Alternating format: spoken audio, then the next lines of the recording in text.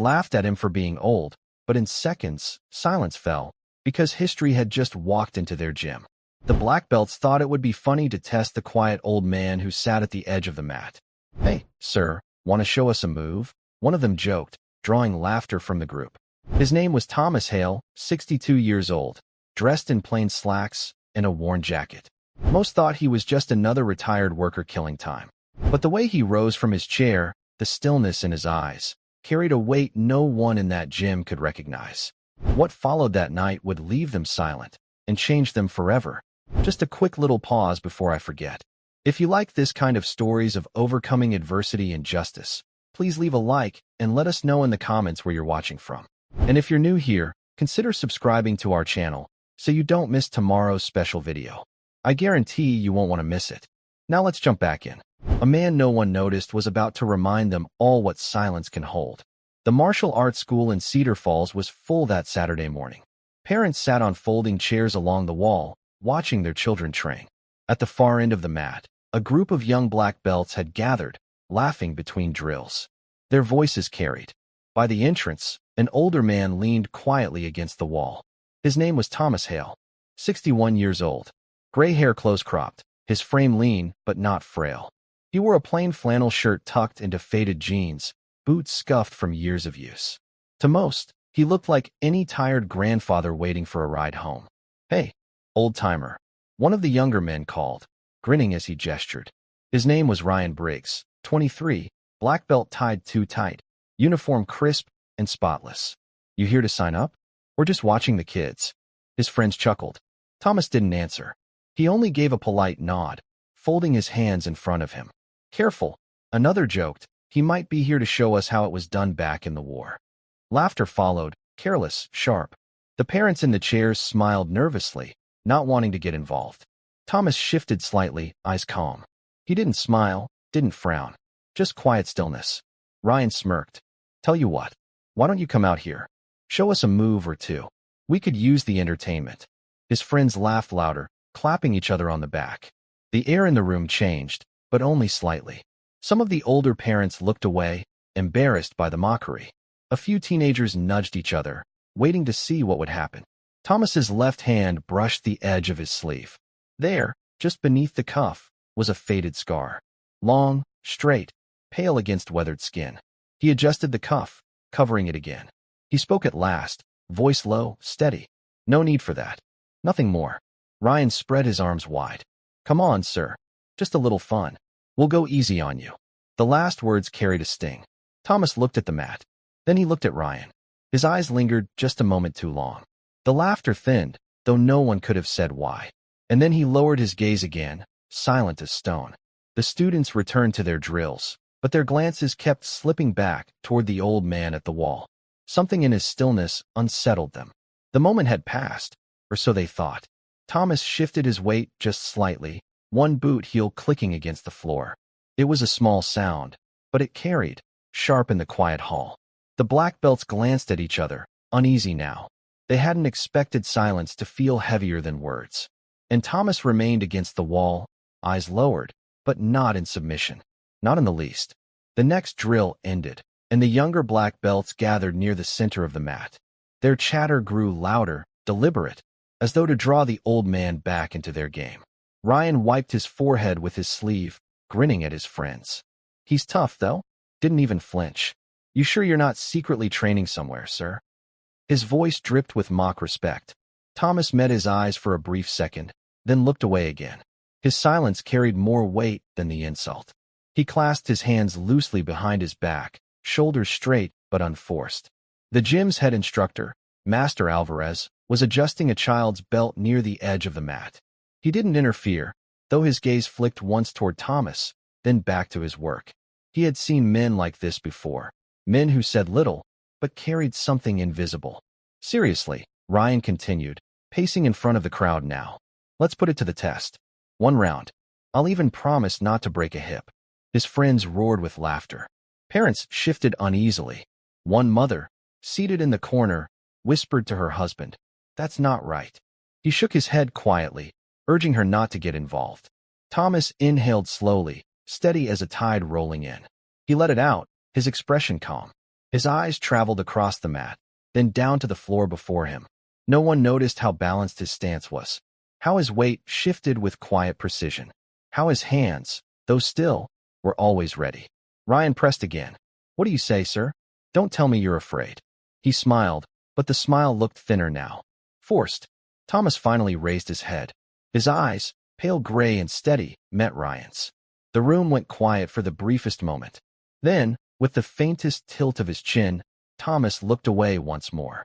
It wasn't surrender. It was something else. And that something unsettled Ryan far more than he admitted. The laughter from the group faltered, though no one said why. They returned half-heartedly to their drills, yet each time their eyes wandered back toward the man at the wall. He stood with the ease of someone who had been waiting all his life for moments exactly like this. Nothing more was spoken, but the stillness had shifted. Something had begun. The class rolled forward. Kicks snapped through the air. Mats thudded beneath takedowns. Yet, in every corner of the room, attention drifted back to the silent figure by the wall. Thomas Hale had not moved. His arms still folded gently behind his back, shoulders neither tense nor slack. He stood as though every inch of his body knew exactly where it belonged. Master Alvarez called for a water break. The students scattered to bottles and benches. Ryan lingered, smirking, throwing glances toward the old man. "Still here?" he said, tone sharp enough for all to hear. Thomas gave a small nod. Nothing more. Ryan frowned. He had expected a reply, maybe a nervous chuckle. Instead, he got silence. One of the younger belts, a tall boy named Marcus with restless energy, nudged Ryan. "Maybe he can't hear you." He grinned. Old folks, right? Their friends laughed again, though quieter now. Thomas's eyes moved once toward the boy, then back to the mat. No anger, no humor, only stillness, calm as stone weathered by years of wind. Ryan stepped closer. "You watching, old man? Taking notes? Or just reliving the glory days?" The words hit something, but not on Thomas's face. Deep inside, a flicker stirred, dust swept from a memory long hidden. The smell of salt water, the whine of rotors overhead, sand-stinging eyes, a voice on a radio calling his name. He blinked once, and the gym returned. Children laughing, students chatting. He pulled his sleeve down again. Beneath the fabric, the scar burned with memory. Master Alvarez called the class back. Pairs. Grappling. The room bustled once more. Thomas shifted his weight, just slightly, boots making no sound against the floor. His eyes lingered on the mats. He studied every movement, every grip, every flaw. To the others, it seemed idle watching. But to him, it was instinct, assessment, calculation. He could see where balance broke, where strength collapsed, where fear bloomed in hesitation. Ryan threw a glance his way mid-grapple, as though daring him silently. Thomas did not move, but his hand brushed his pocket, where a small piece of worn metal lay hidden. A dog tag. Edges dulled, numbers faded. It had not left his pocket in 20 years. His fingers touched it now, not for show, but for grounding. A reminder. The laughter swelled again on the mat, but the tone had changed. There was an edge of unease beneath it, and the old man stood, calm, immovable, as though waiting. Ryan and Marcus paired together, eager to show off. Their movements were fast, but sloppy beneath the polish. They slammed into the mat with a flourish, earning chuckles from the crowd of younger belts. Thomas watched. His eyes narrowed only slightly. Every pivot, every shift of weight, he tracked. His mind wasn't in the gym. It was in a dusty courtyard half a world away, where he had once read movements the same way, but with lives on the line. Ryan pinned Marcus, grinning, playing to the room. "See that?" he said loudly, eyes flicking toward Thomas. Would have snapped a shoulder right there. He laughed as though his own skill were unquestionable. For the first time, Thomas moved from the wall. He stepped forward, quiet, steady. A few parents glanced up. One mother whispered, "Is he going out there?" He stopped short of the mat, boots planted evenly, and spoke softly. "Your elbows open." Ryan frowned. "What?" Thomas's voice was calm, almost absent. "You left your arm unguarded." He could have broken free. Before Ryan could respond, Marcus, grinning mischievously, tried exactly that. A small twist, a quick jerk. Ryan lost balance. In seconds, he was on his back, pinned by the very boy he'd been boasting over. The gym erupted in laughter, but not at Thomas this time. At Ryan. Ryan scrambled up, red-faced, snapping, lucky shot. But his eyes slid back to Thomas, unsettled. It hadn't been luck. Parents whispered now, glancing at the quiet man who had spoken only one sentence. Children tilted their heads, watching him more than the sparring. Master Alvarez's eyes narrowed slightly, but he said nothing. Thomas returned to the wall. He folded his hands again, posture unshaken. The dog tag pressed lightly in his pocket, warm against his palm. Inside, something long dormant stirred awake. Not pride, not anger. Something simpler. Precision. The gym was no longer laughing quite the same way. The game had changed, though few yet knew how. And the old man had spoken. Just once. But it was enough to shift the room. The laughter that followed Ryan's stumble was quick to rise, but quicker still to fade. Something about the way Thomas had spoken, quiet, almost reluctant, hung in the air. Parents exchanged looks. Some smiled faintly, though they didn't know why. Others seemed uneasy, as though an invisible line had been crossed. Ryan, flushed, returned to the sparring circle with Marcus. He moved harder now, sharper, trying to recover dignity. His strikes carried more force than control. Each thud of body against mat echoed louder than before. But not everyone's eyes were on Ryan anymore. Near the benches, a boy of 14 sat watching, arms folded across his chest. His name was Daniel, a student still new to the school. His mother had brought him here to learn focus, not to fight. Daniel had been quiet all morning. But now, his gaze kept drifting toward the older man by the wall. "Mom," he whispered. He saw it. Before it happened. His mother frowned. Saw what? The move. Ryan's mistake. He said it. Then Marcus flipped him. Just like that. His mother didn't answer, but her eyes lingered on Thomas for a moment longer than before. On the mat, Ryan grunted, twisting into another throw. Marcus hit hard, breath whooshing from his chest. The other black belts cheered him on, eager to bury the moment of humiliation. But the noise sounded thinner now. Forced. Master Alvarez clapped his hands. Switch partners. His voice was even, though his eyes glanced toward the old man before flicking away. He had taught long enough to know when something subtle was at work in a room. Thomas shifted slightly against the wall. Not much, just enough to straighten his shoulders. The flannel shirt moved against the outline of lean muscle still firm beneath the years. His boots adjusted their angle on the wood floor, balanced, ready. Most saw nothing in it. But Daniel did. His brow furrowed, like a boy sensing a storm before the sky darkened. A father in the corner muttered to his wife, "Why won't the man sit down? If he's just watching, he should sit." But Thomas remained where he was. Upright, balanced, silent. Ryan, paired with another student now, glanced over his shoulder more than once. His smirk faltered each time his eyes met the gray, steady gaze of the old man. There was no mockery there, no amusement, only the calm attention of someone who had measured him and already found the limits. And though no words were spoken, unease crept into the gym like a draft through an open door. The crowd began to notice. The unease grew slowly, like water rising without anyone realizing it. The students kept drilling, pairs tossing and pinning each other, but their glances betrayed them. Eyes flicked toward the old man more often than toward the instructor. Thomas Hale remained by the wall, posture unchanged. To a stranger, he was just waiting. To anyone watching closely, he was measuring, observing with a focus that never wavered. Ryan tried to reclaim the attention. He laughed louder than necessary, slapped his partner on the back after a throw, barked out jokes that sounded brittle in the open air. His friends followed his lead, their laughter echoing too high, too sharp. But the energy no longer filled the room. It scattered. It kept circling back to the quiet figure who said nothing. One of the parents, a retired police officer named Harold, leaned toward the mother beside him. "See the way he stands. Not casual. That's a stance. I've seen it." The mother nodded faintly, not sure what to say. But her eyes lingered too. Across the room, Daniel's hands clenched into fists on his knees. "He's different," he whispered again. His mother shushed him, but her gaze mirrored his. Master Alvarez, standing at the edge of the mat, adjusted his belt slowly.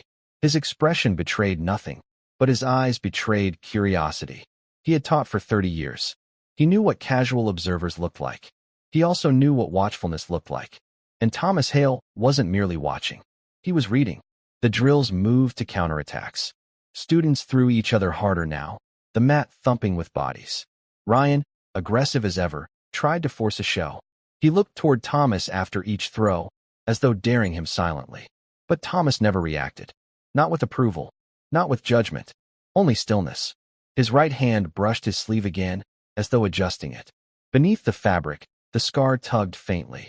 A reminder, a memory pressed into skin. For the first time, Ryan hesitated mid-move.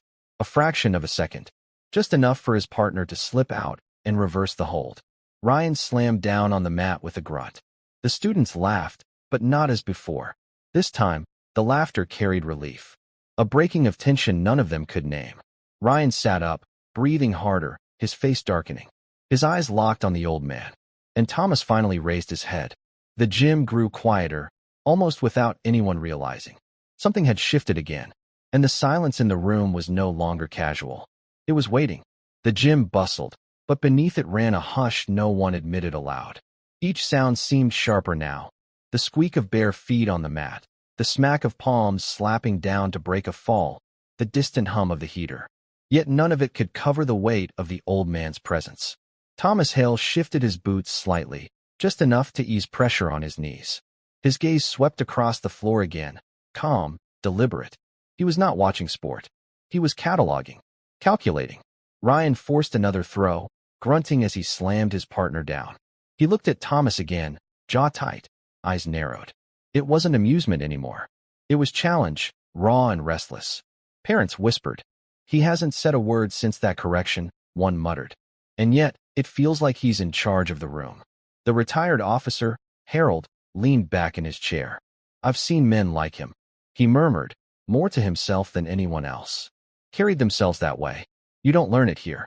You learn it somewhere harder. On the wall, Thomas adjusted the cuff of his sleeve again, exposing the faint edge of the scar before tucking it back. His thumb lingered on the fabric a moment longer than necessary. A memory stirred. The desert, 20 years past. A convoy at dusk, tires grinding over sand. The radio hissing with static before a sudden, sharp voice. Hale on point. He remembered the weight of his rifle, the heat pressing against his neck, the silence before contact. The scar was from that night. A night that ended with men lost and a promise carved into his skin.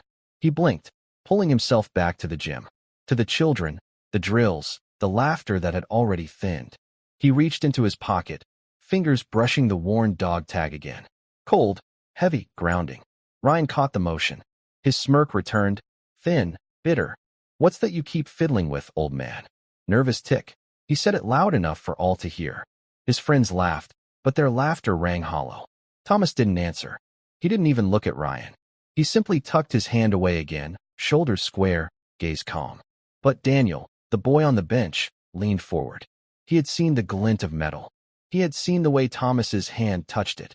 Not like a nervous habit, but like a ritual. Respectful. Heavy. And though Daniel didn't yet understand, he knew. That tag wasn't decoration. It was history. And the man who carried it was more than he appeared. Ryan's jab about the dog tag drew a few uneasy chuckles, but even his closest friends avoided meeting his eyes. The sound died quickly, swallowed by the heavy quiet that followed. Thomas remained still, his hand brushing the pocket once more before falling back to his side. His face revealed nothing, yet his silence seemed louder than any retort could have been. On the bench, young Daniel kept staring. His mother touched his shoulder. Don't stare, Daniel. He's not like them, the boy whispered. He doesn't need to shout. Meanwhile, Harold, the retired officer, leaned forward, elbows on his knees. He studied Thomas with the sharpened eye of a man who had once read reports, who had once seen faces on wanted sheets or debriefings. He knew posture. He knew scars. And what he saw unsettled him. Master Alvarez called for new drills, balance, restraint, controlled falls. The black belts complied, though Ryan moved with jerks of frustration. He wanted attention back. He wanted to erase the slip of his earlier mistake. But every time he glanced toward the wall, Thomas was there. Calm. Waiting. Inside Thomas, memories pressed harder now. He saw a helicopter's shadow stretching across the mountains. Men crouched in silence, faces smeared with grit, eyes hard. The mission had been simple. Infiltrate. Retrieve. Protect. Only, nothing about it had been simple once it began. He remembered voices cut short. He remembered carrying one of his own, limp in his arms, across a ravine while tracer fire lit the night. He remembered the sharp sting of pain in his forearm where the scar was carved. He remembered returning home with fewer brothers than he left with. The dog tag in his pocket had belonged to one of them. He pressed his hand against it now, steady, grounding himself not in grief, but in respect. Across the mat, Ryan finally snapped. "Why are you even here?" His voice cracked sharper than he intended. The laughter that followed was nervous, not joyful. "You think you know better than us? Just standing there, staring?" The room stilled. No one had expected him to say it aloud. Parents shifted uncomfortably. Some students lowered their eyes. Thomas turned his head, slowly, until his gaze settled on Ryan. His eyes were pale gray, steady as iron. He said nothing, but silence, again, carried more weight than words. Ryan faltered, his stance unsettled for the first time, and the unease in the gym grew deeper. The silence after Ryan's outburst stretched too long. The parents in their chairs fidgeted, avoiding each other's eyes. A few students stopped mid-drill, unsure whether to continue. Even Master Alvarez hesitated before giving the signal to resume. But Thomas didn't speak. He didn't need to. His gaze lingered on Ryan a second longer, then shifted away, slow and deliberate, like a man refusing a fight he could easily win. That small choice carried more sting than any insult. Ryan's smirk twitched, breaking under its own weight. Harold, the retired officer, leaned toward the mother beside him. His voice was low, but not low enough. "That look. I've seen it. In debriefs. Men back from the Gulf. They had that same stillness. Not angry, not scared, just measured." His words carried farther than he intended. A few students nearby heard. One girl whispered to another, "What does he mean?" The room wasn't laughing anymore. Ryan tried to rally. He barked at his partner, slammed him into the mat, and puffed up his chest. But his movements lacked precision.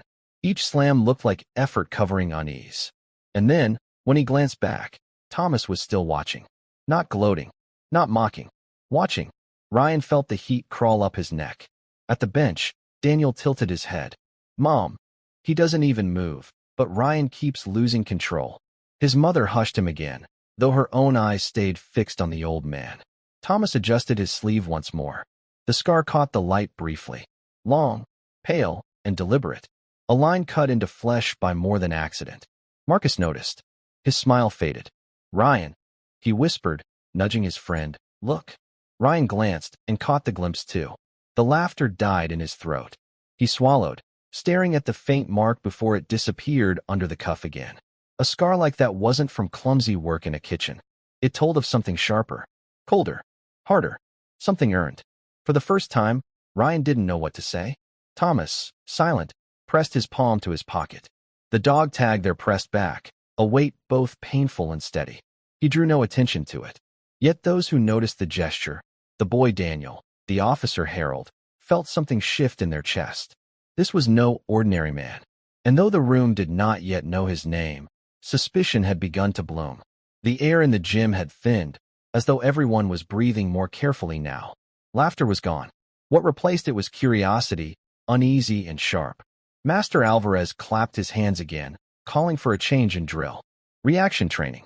Quick grips. Break free before the hold sets. He paired students and stepped back, arms folded. Ryan muttered something under his breath, too low for most to hear, and moved into position. He kept glancing toward the wall, toward Thomas. The mockery had slipped from his voice, but the challenge still burned in his eyes. Across the room, Daniel sat forward, elbows on his knees. He barely blinked. Alvarez called for volunteers to demonstrate. No one moved. Then, with a smirk, Ryan raised his hand. "I'll show them," he said. He chose Marcus as his partner and moved to the center of the mat. He looked toward Thomas as he said it. Thomas didn't move. The demonstration began. Marcus reached for Ryan's wrist. Ryan snapped free, quick and flashy, then pinned Marcus in a counterhold. He turned, grinning at the crowd, waiting for applause. It didn't come. Instead, a voice, steady and quiet, drifted across the room. "Your grip's weak." Ryan froze. The words came from Thomas. Before Ryan could react, Marcus shifted just slightly, testing the comment. A twist of his wrist, a step inward. Ryan's hold collapsed. He stumbled, thrown off balance in front of the entire room. Marcus, startled, looked down at his own hand. He hadn't believed it would work until it did. The gym rippled with murmurs. Parents leaned forward. Students whispered. Ryan scrambled upright, red spreading across his face. He opened his mouth, but no words came. Thomas had not left the wall. He had not moved a step. He only watched with calm, even eyes.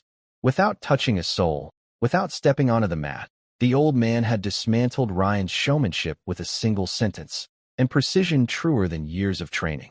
Harold exhaled through his nose, shaking his head slowly. He's no spectator. He's been there. Daniel's eyes shone, wide with realization. Even Alvarez now regarded the old man differently. His brow furrowed, and though he gave no outward sign, the weight of respect had begun to shift. Ryan clenched his fists, furious and humiliated. But behind his anger was something deeper. Fear. Because somewhere inside, he knew. Thomas had seen more than technique. He had seen him. The air in the gym no longer belonged to Ryan. Every move he made now seemed to orbit the silent figure by the wall. The more he tried to control the room, the more attention bled back to Thomas. Ryan's friends felt it too.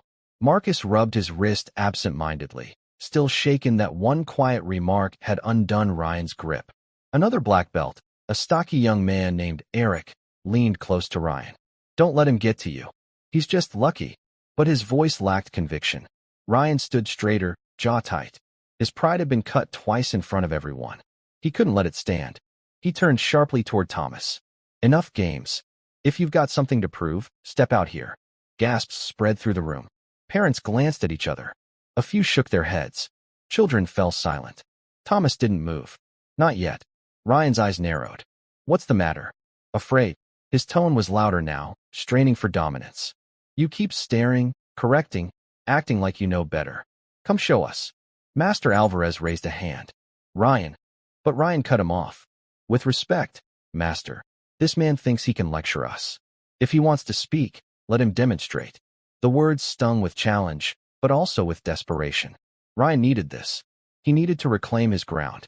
Thomas inhaled slowly. His shoulders lifted, then settled again, calm as the tide. He stepped forward at last, boots clicking faintly on the floor. The room froze.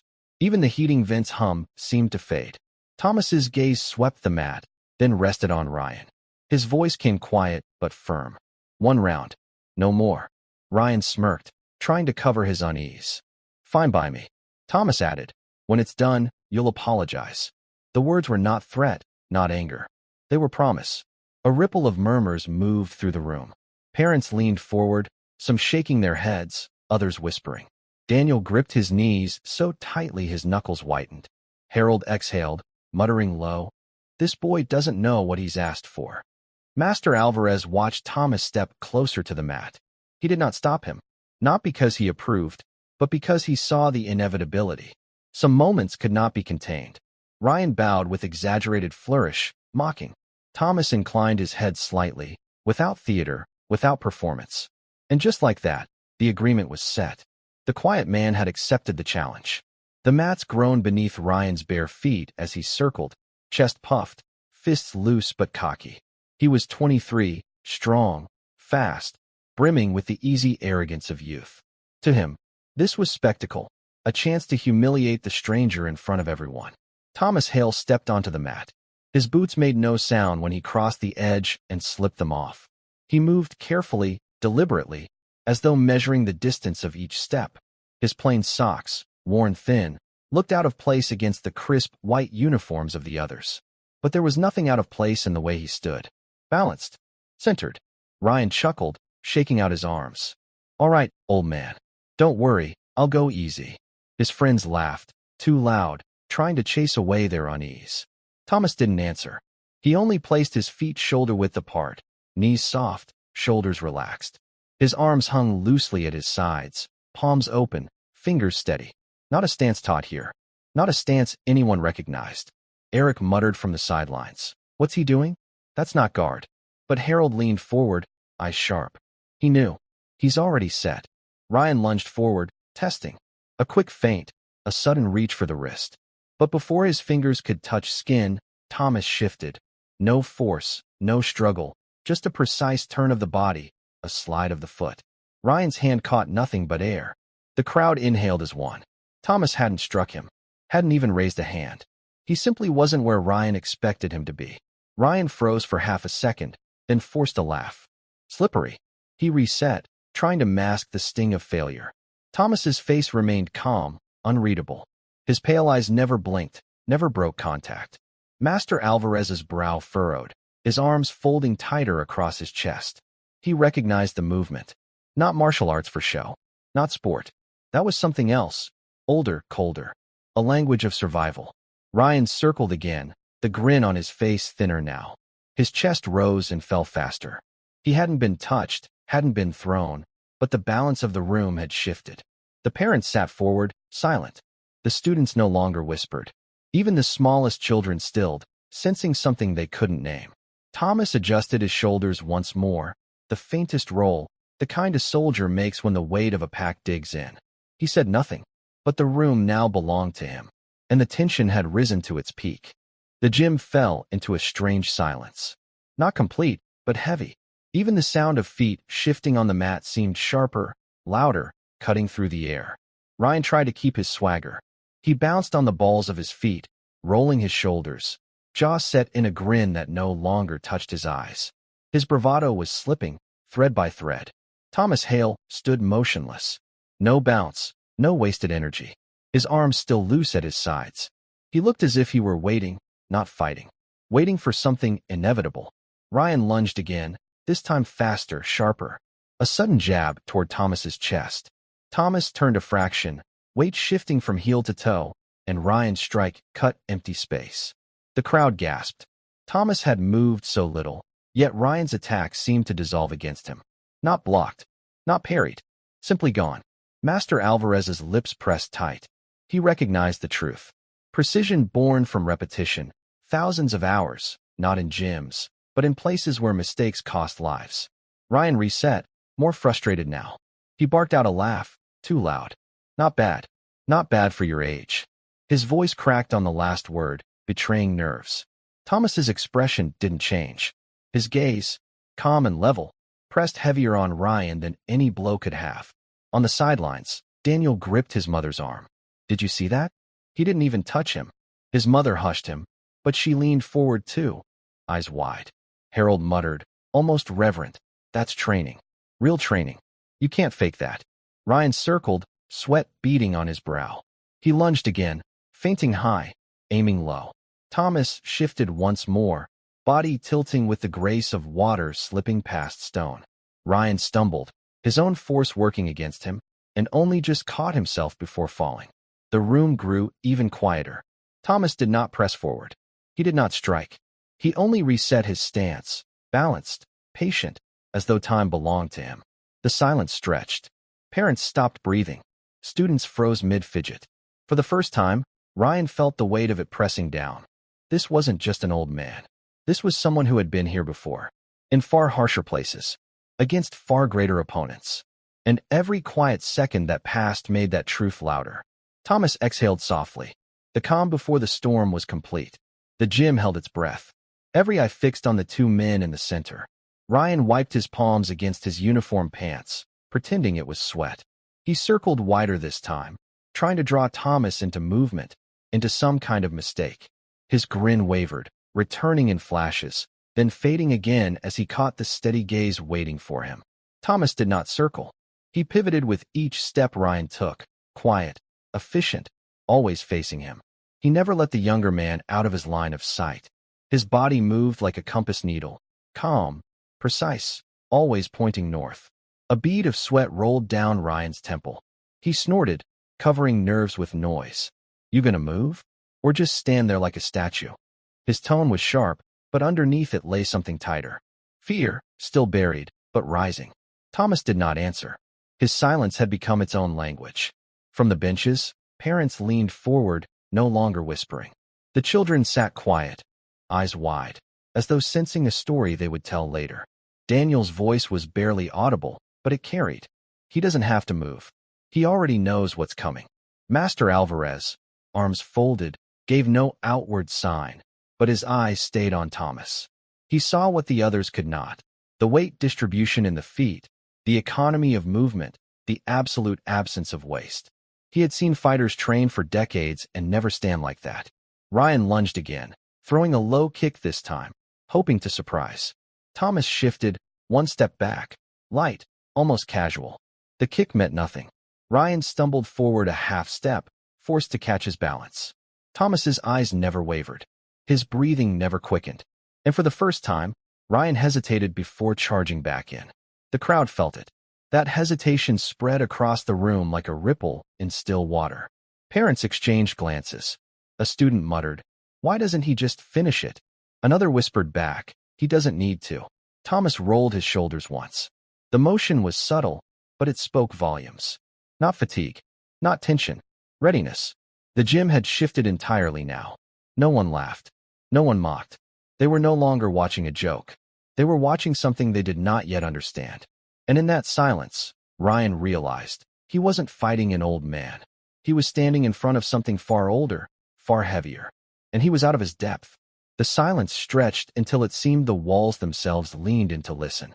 Ryan shifted his weight again, searching for an opening that wasn't there. His chest rose and fell faster than it should have this early in a spar. He masked it with bravado, but every breath betrayed the pressure mounting inside him. Thomas Hale remained still. His arms were loose, but his stance had changed, barely, yet unmistakably.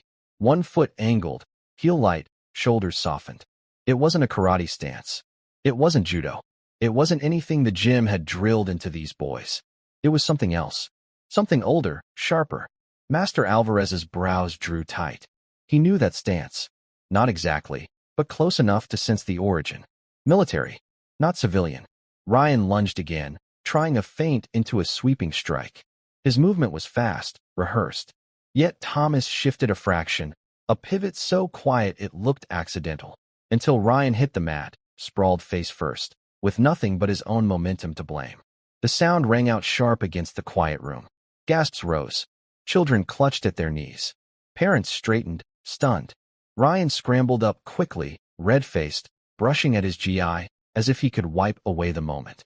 "Lucky, stumble," he muttered, too low for conviction. But the room had seen. That was the fourth stumble. None of them luck. Harold whispered, his voice shaking with a strange mix of awe and memory. "That man's been trained. Not like these boys. Not like us. Like the kind who don't come back the same." The students glanced toward him, unease in their eyes. Ryan turned back, fists clenched, his laughter now gone. He stared at Thomas as if looking for a weakness, any weakness. Thomas's expression gave him none. Instead, Thomas's eyes softened, almost in pity. He spoke at last. "Stop fighting your own weight. That's what's beating you." The words struck harder than a blow. A simple correction, but one that only came from years of hard-won truth. Ryan's face tightened. He knew, deep inside, that it was right. The crowd grew heavier in their silence. They weren't waiting for strikes anymore. They were waiting for revelation. Thomas adjusted his stance again, this time unmistakable. Balanced. Coiled. Ready. The entire gym seemed to understand at once. The storm had not yet begun, but it was about to. Ryan steadied himself, shaking out his arms as though the small stumble had meant nothing. His eyes darted around the gym, trying to pull laughter back to his side, but no one smiled. The crowd was silent. Too silent. Thomas stood opposite him, shoulders relaxed, gaze steady. He wasn't posturing. He wasn't even defensive. He simply waited, as if this was already over. Ryan lunged. Faster this time. He feinted with his left, spun into a sharp right hook aimed at Thomas's jaw. It was the kind of strike that drew cheers in the gym on normal days. A move for the crowd. But Thomas didn't flinch. His head shifted less than an inch. The fist cut through empty space. Before Ryan's momentum could carry him back upright, Thomas's hand rose, not to strike, but to guide. Two fingers pressed against the back of Ryan's shoulder. A whisper of force. Ryan's body tumbled forward, collapsing onto the mat with a thud. The crowd gasped. Ryan pushed up, furious. Again, he barked, voice cracking. He leapt in with a knee strike. Thomas's hand caught him, open palm, not closed fist, redirecting the attack with precision. Ryan's own leg swept past him, and again he landed hard. The gym had fallen completely silent. Children sat motionless, mouths open.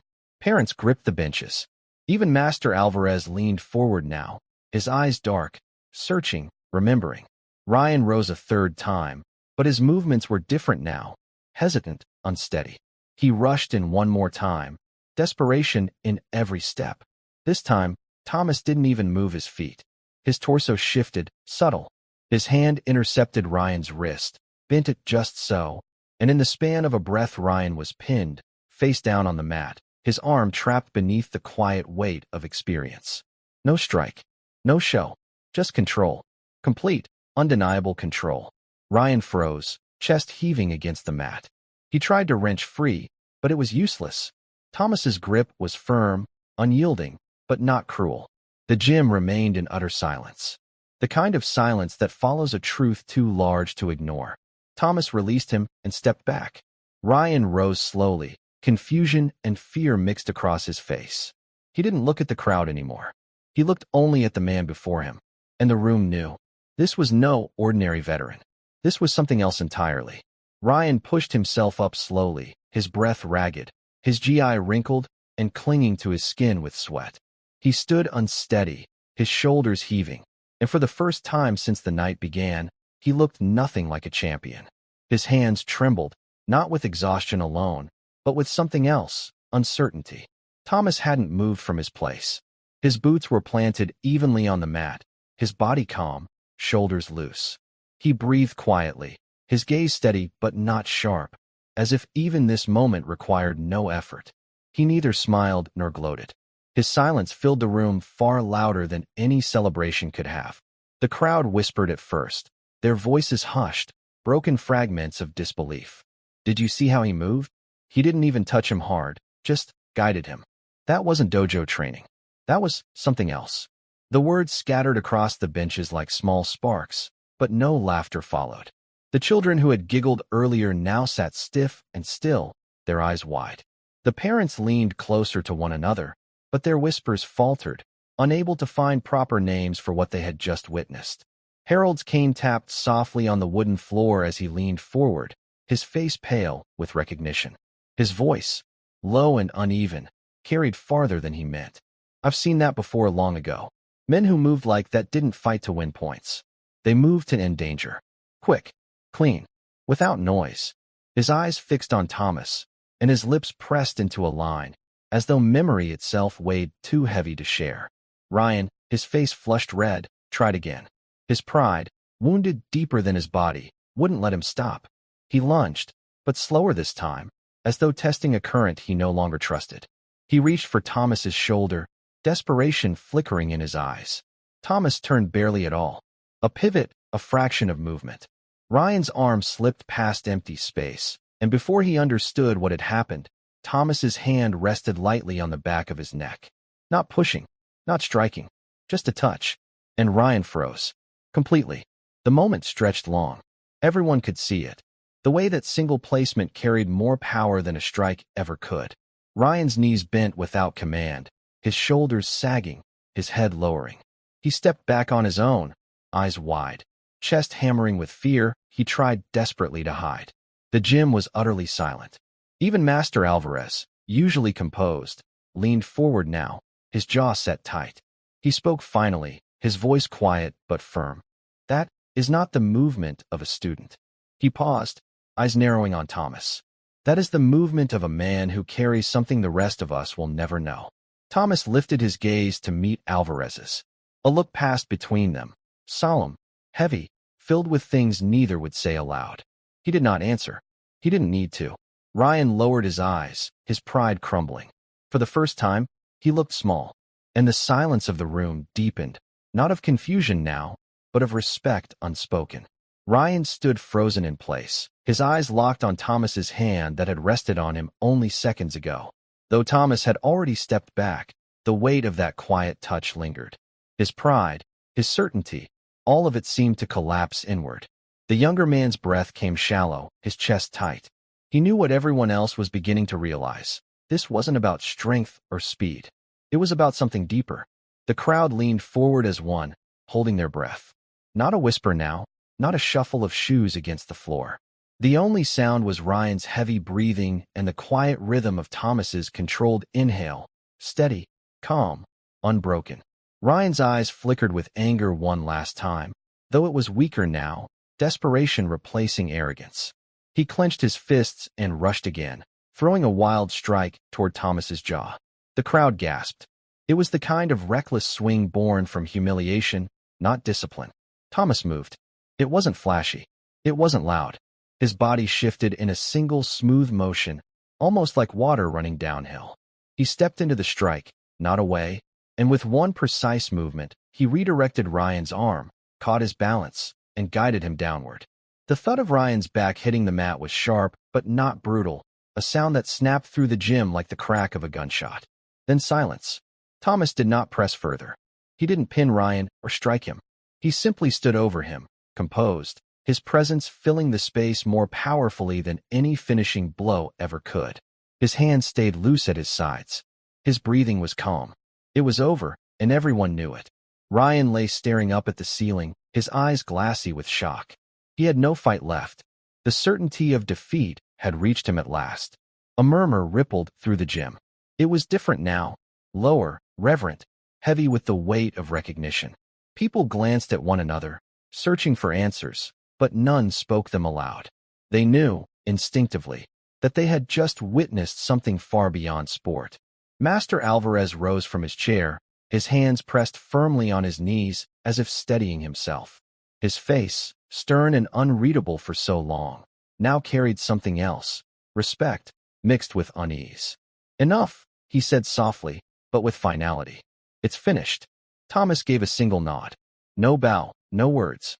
He simply stepped back, his presence still commanding, yet quiet as ever.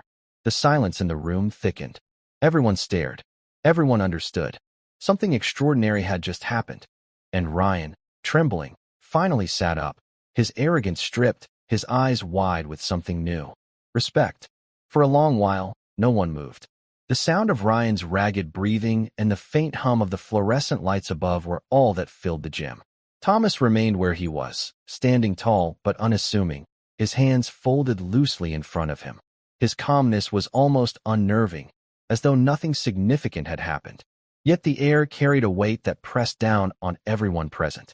Harold, the old man with the cane, finally shifted in his chair. His hands trembled as he leaned forward, eyes locked on Thomas. He had been quiet most of the evening, but now his voice broke through the silence. It was low at first, uncertain, as though he feared the sound of the truth he was about to speak. "My God," Harold whispered, his cane tapping lightly against the wooden floor. "I know you." Every head turned toward him. Ryan froze where he sat on the mat, his eyes darting between Harold and Thomas. Harold's lips pressed tight, his jaw trembling with the effort to continue. "I was stationed in Kandahar. 1989. I saw your name on reports, saw the aftermath of things most men couldn't even speak of." His eyes shone with a mixture of fear and awe. "You were the one they called in when no one else came back." The words cut through the gym like a blade. Several students blinked, confused, but others, older men, veterans in the crowd, straightened in their seats. Recognition lit their faces. Murmurs spread again, but these were different now, hushed with reverence. "That's Thomas Hale," Harold continued, his voice breaking as he spoke the name. "Commander Thomas Hale, Delta Force, Ghost of the Valley." Gasps broke the silence. Even Alvarez's face shifted, his composure faltering. He looked sharply at Thomas, searching his eyes, and found no denial there. Only the quiet acceptance of a man who had carried too much for too long. Ryan, pale and shaking, lowered his head. His arrogance, his mockery, every sharp word from earlier now rang hollow in his ears. He tried to form words, but none came. His lips moved uselessly before he bowed his head, his pride shattered. "Sir," he managed at last, voice faint. "I didn't know." Thomas said nothing. His expression remained steady, calm, unflinching. The silence that followed was deeper than before. Not fear, not confusion, respect. The crowd now understood who stood among them, and no one dared to speak further. The next morning, the gym felt different. The mats were the same. The air still smelled faintly of sweat and polish. But something invisible lingered, an imprint left behind by the night before. Students entered quietly, their voices lower, their movements more deliberate. Even the most excitable ones seemed subdued, as if the place itself had absorbed a lesson. Ryan was there early. He swept the floor, something he had never volunteered to do before. His movements were slower than usual, more careful. His eyes, once full of pride, now carried a kind of humility, a weight that hadn't been there before. He paused often, glancing toward the door, as if waiting for Thomas to return. But Thomas did not come. Master Alvarez had asked him, quietly, if he might consider teaching. Just a class, or even a single lesson. Thomas had only shaken his head. "I've taught enough in my life," he'd said, his tone soft, final. Alvarez hadn't pressed. 3 weeks passed. The gym carried on, but Thomas's presence was felt in small ways. A few students stood straighter now. They took longer pauses before striking. They thought before acting. Even Ryan changed, slower to boast, quicker to listen. Some of the younger men noticed the silver dog tag that now hung at the gym's wall, fixed carefully above the entrance. No one touched it. No one dared. But every person who passed beneath it felt its weight. Harold returned often, sitting in his chair at the edge of the mat. He never explained why. Some days he only watched, his cane resting across his knees, eyes far away. Other days, he smiled faintly, as if remembering a truth that only men of a certain age carried in their bones. Thomas himself was rarely seen again. Sometimes, late at night, someone would glimpse him walking past the gym, hands in his jacket pockets, his steps steady and unhurried. He never stopped. He never waved. He was a shadow that had moved on, leaving behind something larger than himself. For Ryan, the memory of that night remained a scar, not a wound of shame, but a mark of change. He had touched arrogance and been humbled by a hand that carried wars within it. That memory guided him, shaping every word, every movement, every breath on the mat. And for those who were there, they carried the story quietly. A story of a man who revealed nothing until the world forced him to. A man who fought not to win, but to remind. And so the gym stood, humbled, sharpened, changed. The dog tag above the door gleamed faintly in the light, a silent truth left behind by Thomas Hale. Thank you for following this story. If you enjoyed it, please subscribe and share your thoughts below. Where are you watching from? Let us know in the comments. Stay tuned for more immersive stories.